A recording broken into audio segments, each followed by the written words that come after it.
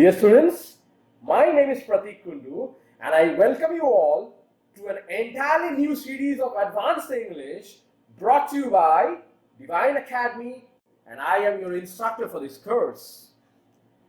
You may have attended a series of training sessions in the past, but this one is going to be slightly different. Today, I'll be taking up a very important topic in English language pertaining to speaking. But I'm not going to introduce the topic as yet. I'd rather have you guessing it. And to facilitate the same, I'm going to exhibit something in front of you. This is a glass.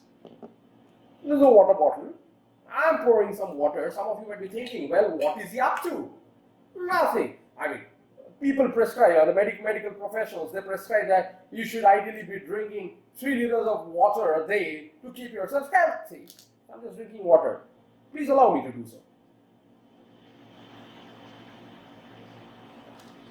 so.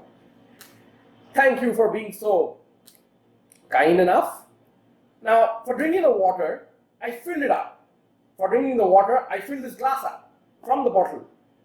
And this word fill is very, very significant for today's session. Can you guess it now? What could be that word? It has got fill in it. Did I hear it correct? Bullseye! Absolutely fantastic. What a guess. Yes. Today's topic is all about fillers in English language. Examinations like the IELTS and TOEFL focus a lot on importance of fillers in your speaking examination, wherein you are supposed to speak on a given topic continuously till the time the examiner asks you to stop. Now, is it always possible that you can talk on an unknown topic given at the spot continuously? Well, some of you may, but then for non-native speakers it's very difficult, and that is when you actually use fillers effectively to help you buy some time so that you can process the information in your gray cells and then speak out promptly.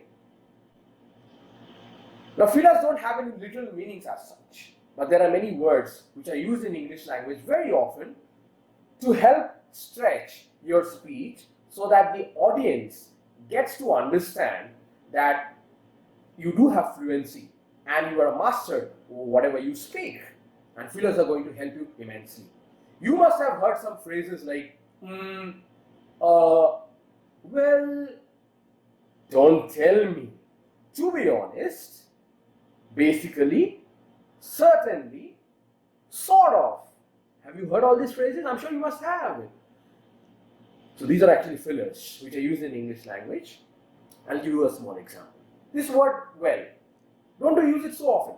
So an example could go like this. Well, let's say you like the taste.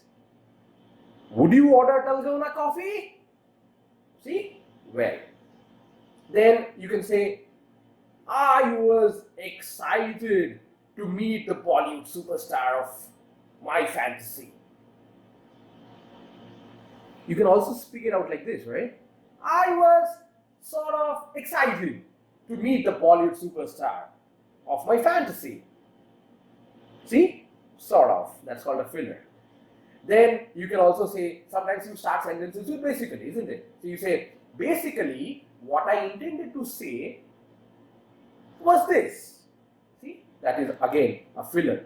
And then you also sometimes say, you can say, sugar is not good for your health, See, that's a filler. So these are the fillers that are very often, they're often used, in English language. But sometimes people do say that it's very unprofessional and unofficial to use fillers. But then it all totally depends on you, on how effectively you can use it to your advantage. Now, I'm going to give you examples of some important words which you can probably use as fillers. Number 1, additionally. What's the meaning of additionally? It means in addition to. I'll give you an example. Nowadays, you can pay your bills online and check your account statement as well. So I use that conjunction and. Now I'm going to use this filler additionally. Nowadays, you can pay your bills online.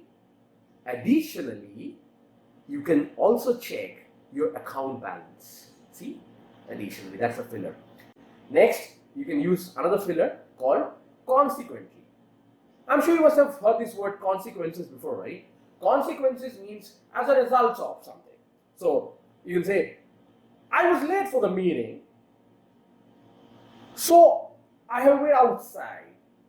Now that's another conjunction. So, I'm going to remove this and I'm going to frame it differently using consequently. So I say, I was late for the meeting. Consequently, I had to wait outside. That's mannerism, right? You can't just verge in. The third filler that we're going to take up today is subsequently. So it's like there are two actions, okay? It could so happen that there are two actions which follow one another. Now we use this filler subsequently to merge them both. For example, he studied well and subsequently rewarded by his teacher. That's subsequently. So it is like it's like a result of. So he studied well and was therefore rewarded by his teacher. That is where you use subsequently. That's the third filler. And the fourth and final filler of today's session is a commonly used one, which is slowly and gradually. We always use these two adverbs, okay, together, and they use as fillers. So you can actually go about saying something like this, the sky was overcast, but it was windy. Slowly and gradually, the clouds started to disperse and the sun came out.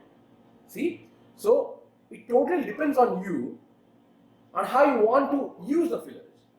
But it should sound very professional, and remember to use intonation in whatever you speak, especially in English language.